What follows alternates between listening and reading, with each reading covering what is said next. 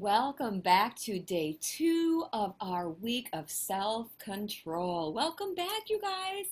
Did you get in some good conversation yesterday about self-control and owning your actions?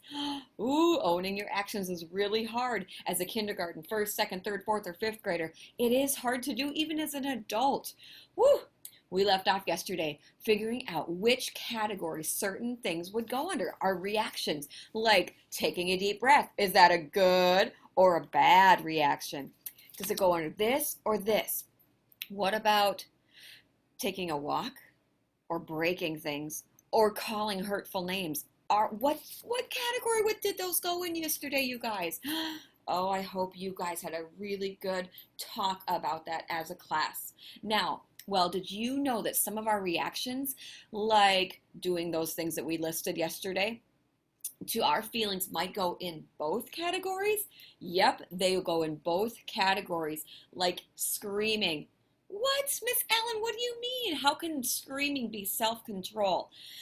Well, did you know that it's okay to scream when you're happy or excited or even super angry? There's a way to do it that shows that you have self-control.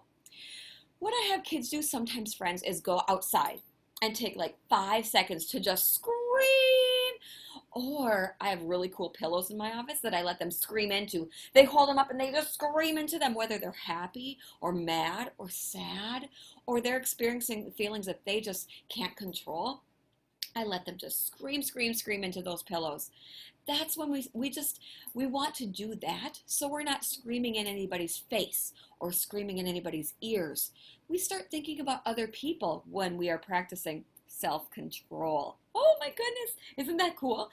Okay, well, I've got my radio going off. Sorry about that. Hold on 1 second. Miss Allen's always got this in my office to let people know if they need me or not.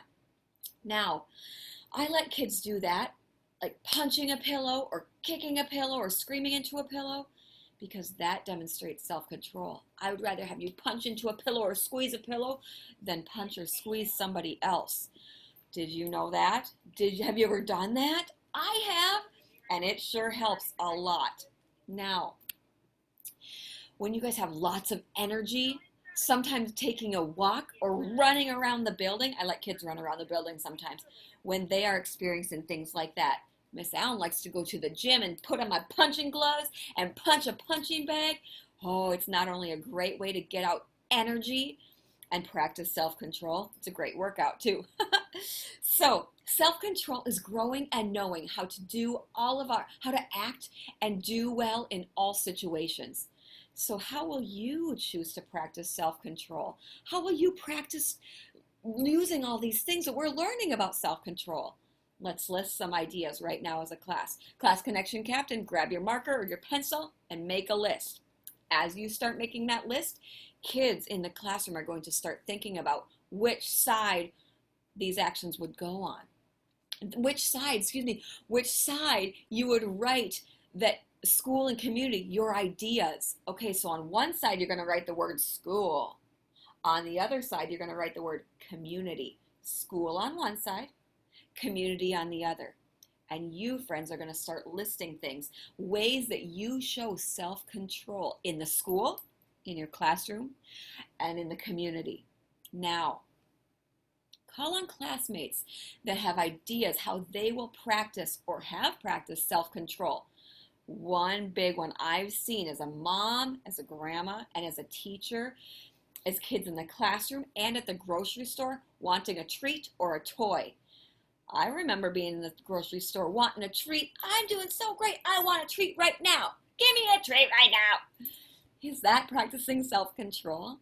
Or what about the classroom when you do really well on something? You're like, I want a treat or a prize. Is that practicing self-control? Nope. Do you think you're going to get a prize or a treat if you act like all out of control? Usually you do not get a reward or a prize for that. So let's start thinking of ways, school friends, that you can, in school, practice self-control on one side. On the other side, you're going to take this out into the community, because you guys all go into the community, whether you're at the grocery store, at Walmart or Target or wherever you go to shop.